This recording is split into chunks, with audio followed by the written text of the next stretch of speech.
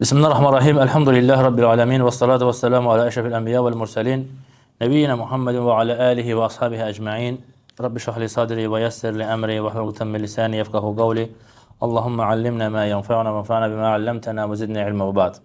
Biz qardaşlar, Şeyx Nasır Səmərqənd rahimehullahın qəflətdə olanlara xəbərdarlıq kitabından tədrisinə davam edirik və şeyxin zikr elədiyi 40-cı mövzu Aşura orucunun fəzilətidir.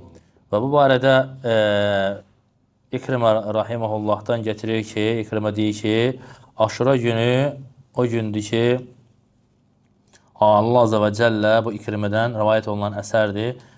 O gündür ki, Allah Azze və Cəllə o gün Adəmin tövbəsini qəbul edib, o gün Allah Azze və Cəllə Nuh Aleyhisselamı gəmidən yerə indirib və o da o günü şükür olaraq tutub. Və o gündür ki, Allah Azze və Cəllə o gün Firavunu dənizdə qərq edib, dənizi açaraq İsrail olanları xilas edib. Ona görə də əgər sən orucu qaçırmaq istəmirsənsə, onun savabına nail ol. Və sonra Peyğəmbər s.ə.v-in hədisi getirir. Rasulullah s.ə.v Mədiniyə gəldiyi zaman deyir, görür ki, Yahudilər bu Aşura gününü oruç tuturlar.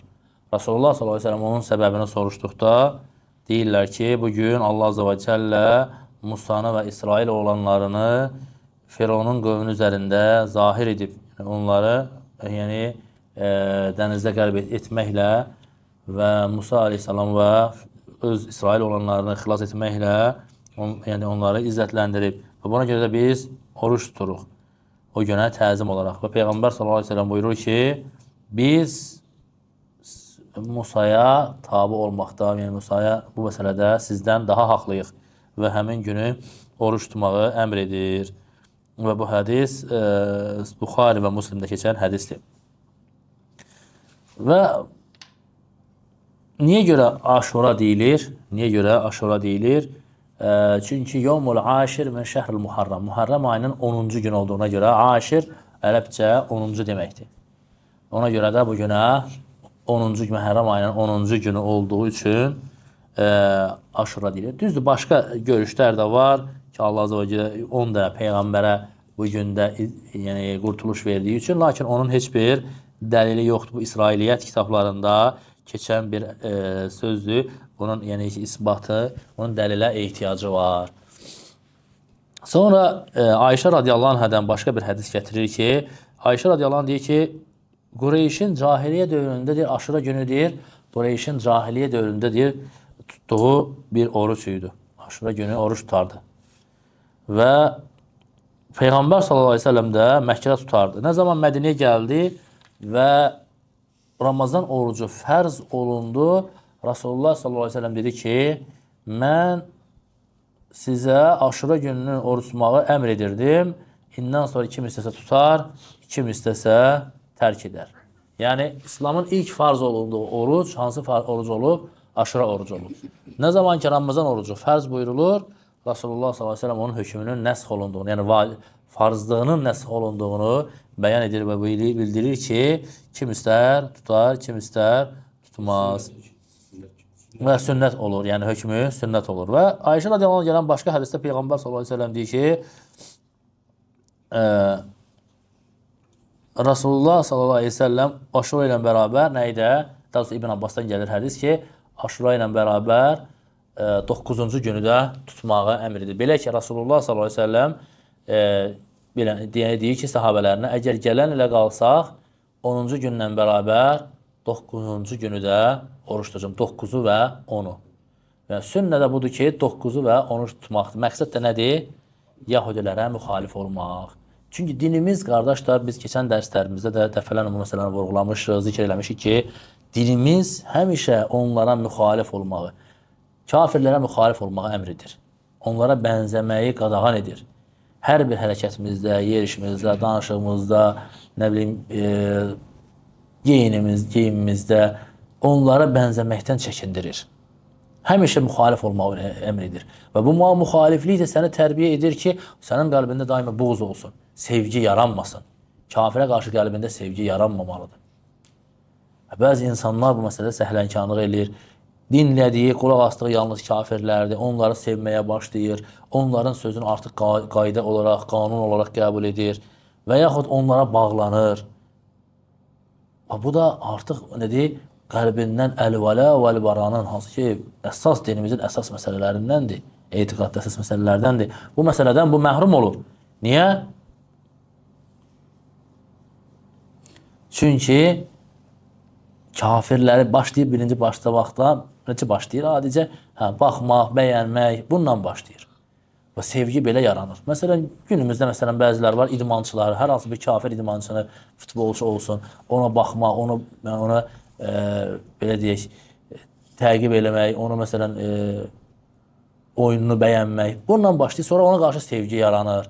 Onun sabah hər hansı bir münkərini görəndə o münkəri də inkar eləmir. Zaten bu kafirdir, kafiri sevə bilməzsən. Kafiri sevmək sənə haramdır. Dininə görə sevsən, bu küfürdür. Dininə görə. Dünyavi bir məsləhətə görə sevsən, bu da haramdır. Ən azı həddi, böyük günahlardandır və haramdır. Ona görə də insan bu məsələlərə diqqət etməlidir. Tövhid əhli bir kafirə qəlbi bağlanmamalıdır. Qəlbində kafir sevgisi, bu idmançıdır, bu yaxşı dalaşır, bu yaxşı oynayır, belə sevgi olmamalıdır. O sənin üçün o kafirdir. Kafirdən o tərəfə deyil. Bu məsələ önəmli məsələdir. Peyğəmbər sallallahu əleyhi və səlləm bizi bu şəkildə tərbiyə edir. Qoymur onların etdiyi kimi edək. Deyir ki, tək tutmayın. Onlar tək tuturdular, siz tək tutmayın. 9-u və 10-u tutun. 9-u və 10-u tutun. Tək tutmağı Peyğəmbər sallallahu əleyhi və səlləm qadağa etmişdir. Burada bir dənə də məsələ var ki, qardaşlar, sual çıxır. Yaxşı, adam birdən 9-u tuta bilmədi. O zaman nə etsin? O zaman 10-u və 11-i tutur. Amma hədislər var bu barədə ki, sumu yevmən qabləhu əv bə'dəhu. Bir başqa ləfz deyir, sumu yevmən qabləhu və bə'dəhu.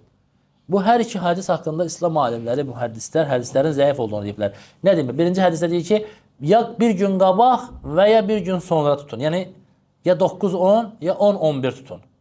Bu hədis zəifdir. Digər hədisdə gəlir ki, bir gün qabaq və sonra tutun. Bu neçə gün tutmağı əmr eləyir? 3 gün. 9-10-10, bir gün qabaq və sonra, ya demir, və sonra deyirsə, bir gün qabaq və sonra, yəni 9-10 və 11-i. Bu da zəifdir. O kimlər ki, məsələn, bəzən olur ki, hətta elm tələbələrindən də olur ki, məsələn, dərslərində deyilər ki, ən əfzəli 9-10-11 tutmaqdır, ondan sonra 9-10 tutmaqdır, o da olmazsa 10-11 tutmaqdır, o da olmazsa... Bu mərtəbələrə bölməyə dəlil yoxdur. Ən əfzəl 9 və 10 tutmaqdır, olan budur. 3 gün tutmağın hədisi zəifdir, dəlil, sabit dəlil deyil. Biz ki, bunu hədis imamları bunu bəyan ediblər. Sadəcə olaraq, yaxşı deyərsiniz biz o zaman nəyə görə? Biz yəni müxaliflik olsun deyə 10 və 11-i tuturuq. Əgər 9-una yetişə bilməsək, 10 və 11-ni ona görə tuturuq. Amma insan bacarırsa 9-u tutmağı, necə Rasulullah s.ə.v sünnəsində sabit olan hədis odur. 9-u və 10-u tutmaqdır. Burada növbəti zikr edəcəyimiz ikinci başqa bir məsələ də nədir? Tək tutmaq. Adam deyir ki, mənim yalnız bir gün tutma imkanım var. İşinlə əlaqədar, yaxud hər hansı bir, yəni ki, sağlığınla əlaqədar, hər hansı bir səbəbdən adam deyir, mənim yalnız bir gün tutma şansım var. Tutunmu, yoxsa buraxımı? Biz nə deyirik ona? Deyirik, tut. 10-cu günü tut o zaman. O zaman 10-cu günü tut. Yəni, o savabdan özünü məhrum etmə. Çünki Rasulullah s.ə.v hədisdə gəlir ki, aşırı orucu Allah azə ümid edirəm ki, bir il keçmiş günahlara kəffarədir. Aşırı orucu bir il keçmiş günahlara kəffarədir. Arafa orucu barədə nə deyir? Bir il keçmiş və bir il gələcək günahlara kəffarədir. Və burada bir də məsələni qeyd edək ki, yəni burada bəzən qardaş da görürsünüz ki, cəmiyyətdə bəzi bidət əhlindən bəziləri aşura orucunu tutanları lənət deyirlər. Lənət deyirlər ki, bunlar imamlarımıza hörmət etmirlər, bu günü oruç tuturlar deyə. İmamlar şəhid olduğu gündür, bu günü Subhanallah, həmin oruc onların öz kitablarında, öz məslərlərində varid olubdur. Cəfər Sadiqdən gəlib, Muhammed Baqirdən, hətta Əli radiyallahu anh özündən gəlib. Aşura orucunun fəziləti, o gün oruç tutmağın fəziləti barədə öz imamlarından varid olubdur. O gün Peyğəmbər sallallahu əleyhi və səlləm vaxtından öncə də təzim olunan gün idi. Rasulullah sallallahu əleyhi və səlləm zamanında da təzim olunmuş gün olaraq gedir. Bəli, həmin gündə tarixdə ürək ağrıdıcı hadisə baş verib. Hüseyin radiyallahu anh şəhid olub. O deməkdir ki, o şəriətdə həmin günündə təziyə baş verdisə, Hüseyin radiyallahu anh həmin günü şəhid oldusa, bu bizə Rasulullah sallallahu əleyhi və səlləmdən gəlmiş bir şəri hökmü dəyişdirmək haqqını vermir. Deyək ki, sabah hansı başqa bir adam, yəni imam, yəni ki, Əli radiyallahu anh misal üçün də, yəni fərz edək ki, Qurban bayramı günü şəhid olsaydı və yaxud Ramazan bayramı günü, o zaman biz bayramı ləğm edəcəkdik. Bayram sevinci yaşamayacaqdıq. Heç yəni yanaşmadı. Həmin gün sonra tarixdə hər hansı, yəni ki, bir şəxsiyyətin, bir sahabənin şəhid olması bizə şəriətin hökmünü dəyişdirməyə haqq vermir. Aydın oldu mu? Yəni bu onların ən azından hər şeydən qabaq öz kitablarından cahil olmasından xəbər verir. Öz kitablarından cahildirlər. Ümumi olaraq da İslam şəriətindən cahildirlər və bəziləri işlərində düzdür bilənləri də var.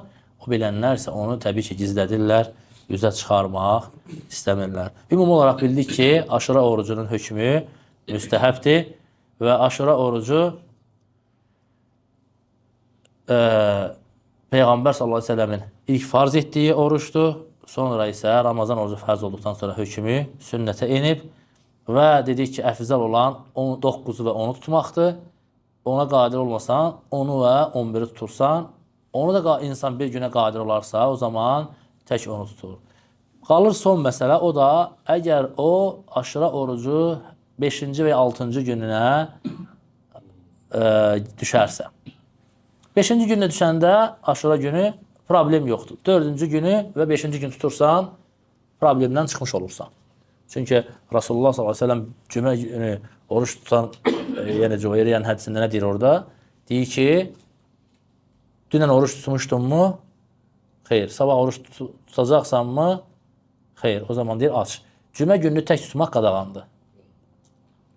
Amma 4 və 5-i tutmaqda problem yoxdur. Əgər Aşura 9-una düşdüsə, Aşura günü cümə gününə düşdüsə, 9-u 4-cü gündür, 9-u və 10-u tutursan. 4-cü və 5-ci günü tutursan, məsələdən bitmiş olur. Və yaxud, burada ikinci bir variant olur, Aşura 4-cü günə düşür. Aşura 4-cü günə düşür. O zaman 10-u və 11-i tutursan, yenə də problemlə çıxmış olursan. 5-ci günə çıxanda 4-cü və 5-ci günü tutursan. 4-cü və 5-ci günü. Aşura 6-cı günə düşsə, o zaman 5 və 6-nı tutursan, yenə problemlə çıxmış olursan. Hər bir halda, yəni elhamdülillah çıxış yolu var. Fərz edək ki, yenə deyir, az öncəki halda adam desə ki, mən bir günü tutmaq zorundayam. Bir günü tutmaq zorundayam. Məsələn, 6-cı günə düşüb. O haqda da alimlər danışıblar. İslam alimlər əksəriyyəti deyir ki, yəni bu qeydli oruc olduğuna görə bu ümumi qadağadan istisnadır.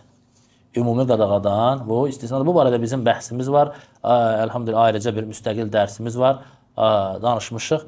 Aşura orucunu 6-cı gününə düşərsə, bu barədə elhamdülillah yəni YouTube kanalında onu izləyə bilərsiniz. Qısaca olaraq, yəni bu mane olmur. Yəni alimlərin sözünün məğzi odur ki, Aşuranı 5-ci və 6-cı günü nafilə olaraq tək tutmaq olmaz. Qadağa buna gəlib. Əgər onu birləşdirib tutursansa, heç bir qadağa, məkruhlu filan da qalmır. Tək səbəbli olaraq tutursansa, bu zaman məkruhluğu deyən alimlər var. Digər alimlərə deyir ki, məkruhluq da yenə yoxdur. Hər bir halda insan yenə də ixtilafdan çıxmaq üçün birləşdirib tutur, tək tutmur ki, ən azından həm də qadağadan çıxmış olsun. Allah azə və istəyirəm ki, bizi eşidib faydalanlardan eləsin, eşidib yaxsan tabi onlardan eləsin. Subhanakallahum və həmdik şədən lə ilə ləndə əstəğfiruka və təbu ileyk.